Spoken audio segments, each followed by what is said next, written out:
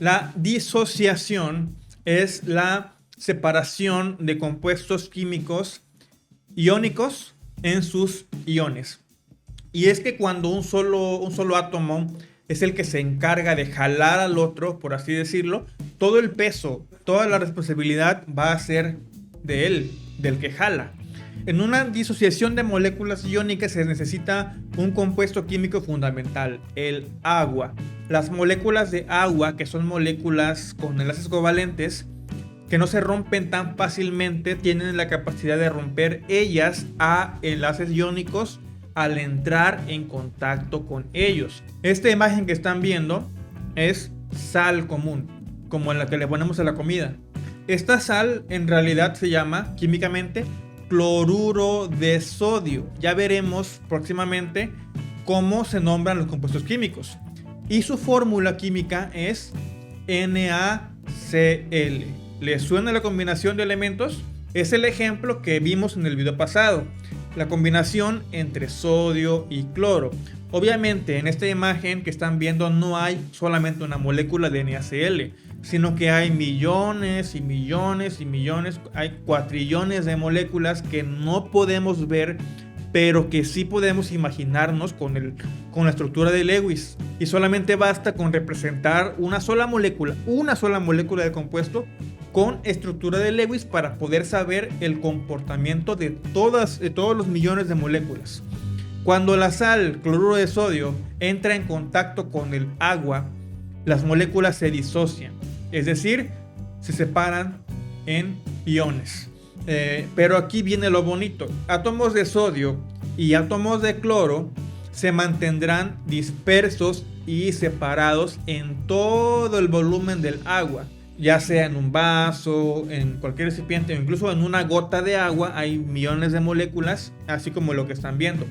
Átomos de sodio separados y átomos de cloro. Y cada átomo, además, tanto de sodio como de cloro, van a estar rodeados de moléculas de agua, porque de esa manera, de esa forma, adquieren una mayor estabilidad. Cada átomo será entonces un ion.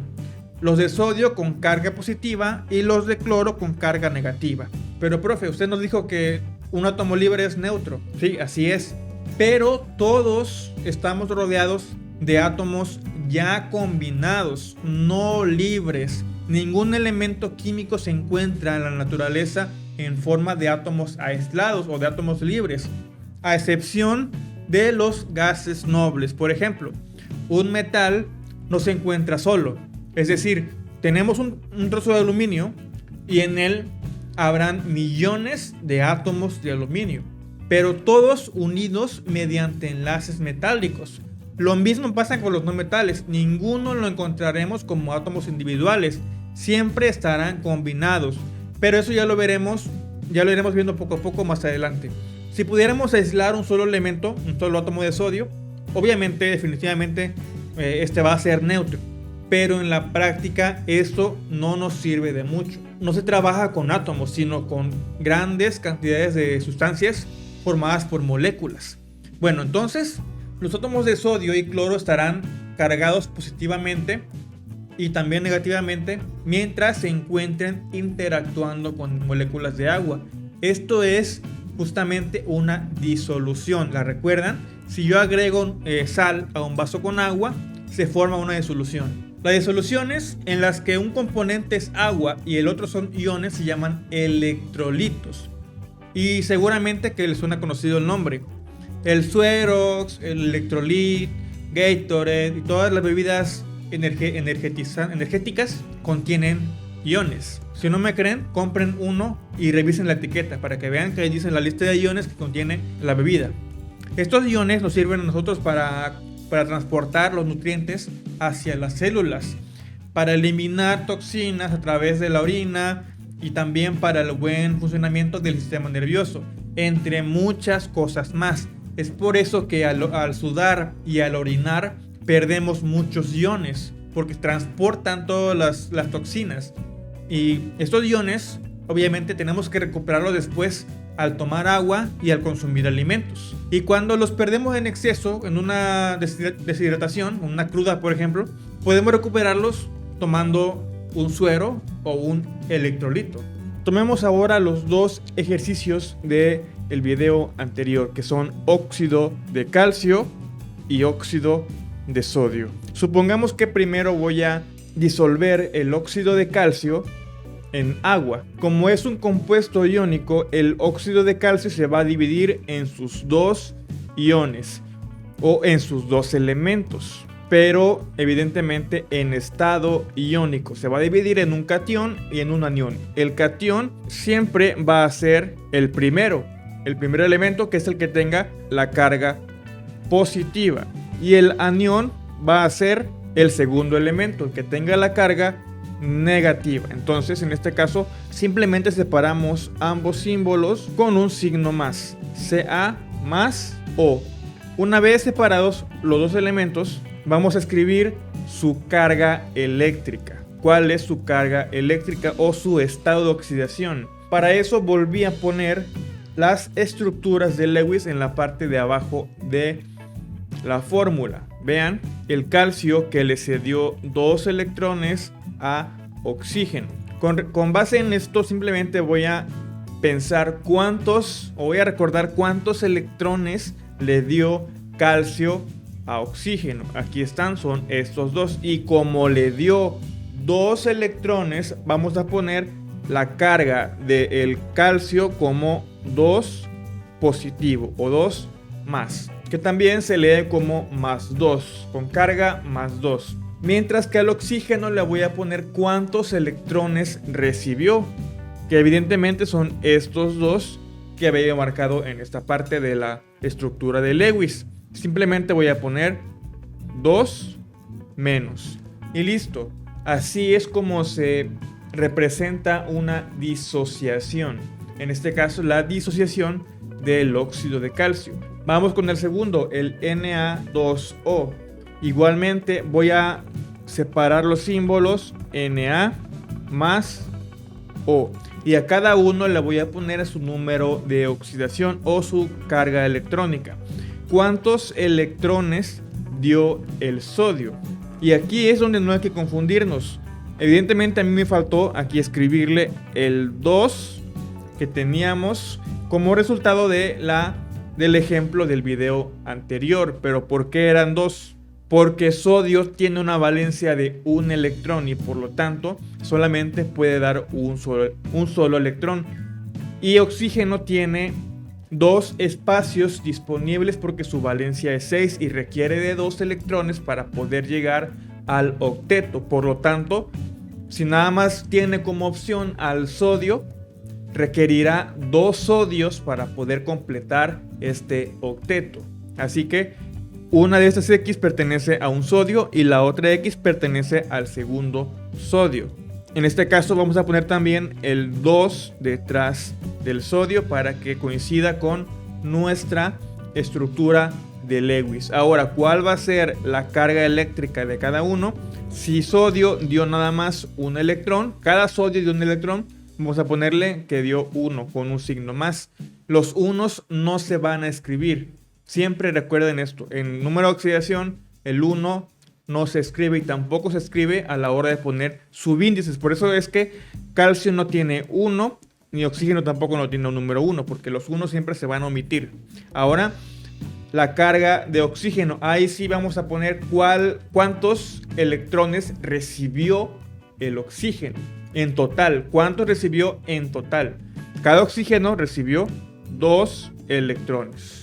2 menos. Y ya tenemos nuestra disociación. Ahora tenemos este otro ejemplo, este otro compuesto en el cual no conocemos la estructura de Lewis. La vamos a realizar también.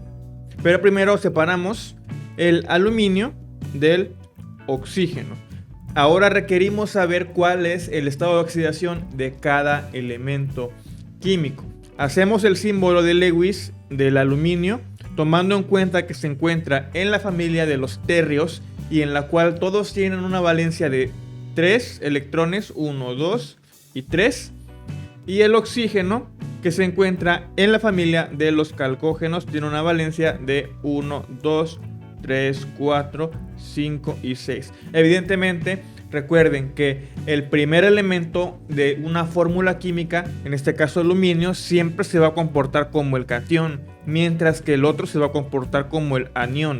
Es decir, en este caso el de la izquierda, el aluminio es el que va a dar sus electrones y el oxígeno es el que los va a recibir. Por lo tanto, vean que oxígeno tiene 2 espacios disponibles en un lado de su átomo, mientras que el aluminio tiene 3 electrones para poder ceder.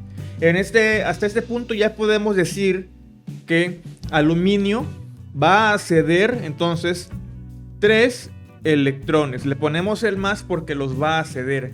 Y a oxígeno le ponemos el 2 menos porque va a recibir 2 electrones. Ya nos ahorramos aquí hacer la estructura de Lewis. Simplemente pusimos cuántos va a dar y cuántos van a recibir. Ahora nos falta también poner los coeficientes, es decir, vamos a poner cuántos átomos se requirió para hacer este compuesto químico. Aquí tenemos el 2 que pertenece al aluminio. Recuerden que siempre el subíndice pertenece al elemento de al lado, al elemento de la izquierda del número o del subíndice.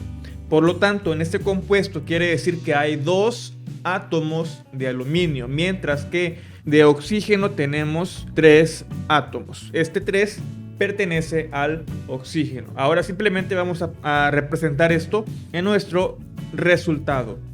A este aluminio le voy a poner un coeficiente. El 2 que tiene a un lado lo voy a poner ahora en grande y del otro lado. Y al oxígeno que tiene un 3 lo voy a poner en grande y a su izquierda. Y así ya tengo completa mi solución. Para recordar un poco y para practicar lo del video anterior, vamos a completar aquí la estructura de Lewis de este compuesto químico de Al2O3. Ya tengo los primeros 2 átomos, pero recuerden que en nuestro compuesto tenemos 1, 2 de aluminio y tenemos 3 oxígenos. Por lo tanto, ya tacho un aluminio y tacho un oxígeno y digo que 2 de los electrones de aluminio se fueron hacia el oxígeno, pero aquí me está quedando, como están viendo, me está quedando un electrón disponible. Este electrón disponible que no se puede quedar solo y se tiene que utilizar forzosamente.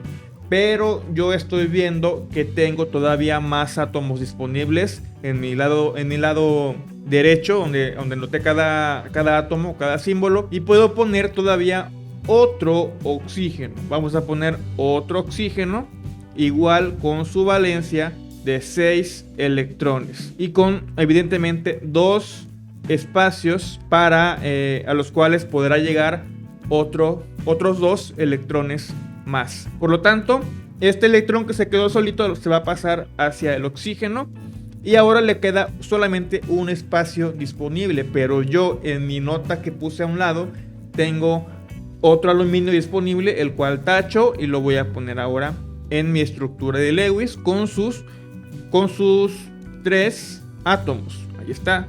Para comodidad voy a poner un electrón en la parte de abajo y listo. Uno de los 3 se va a ir al espacio del oxígeno, dejándome todavía otros 2 electrones más que no se han ocupado, que son de aluminio y que se tienen que ocupar a fuerza. Así que todavía me queda otro oxígeno disponible, que es el último de este lado. Vamos a tacharlo y lo ponemos en la parte de abajo con sus 6 electrones de valencia. Y esto ya me deja el espacio necesario para poder poner los 2 electrones que tenía solos o sin usar el aluminio. Uno va para acá y otro va para acá.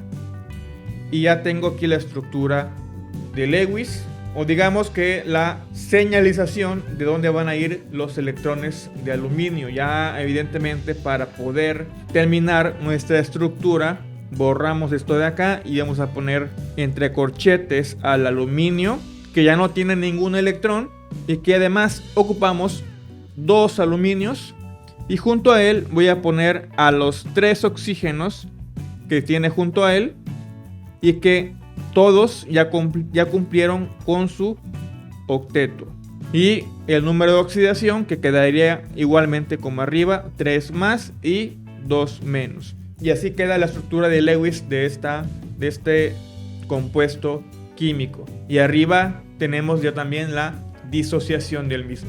Y quiero decirles a mis alumnos que estos procedimientos no son para que se vuelvan ustedes expertos en química.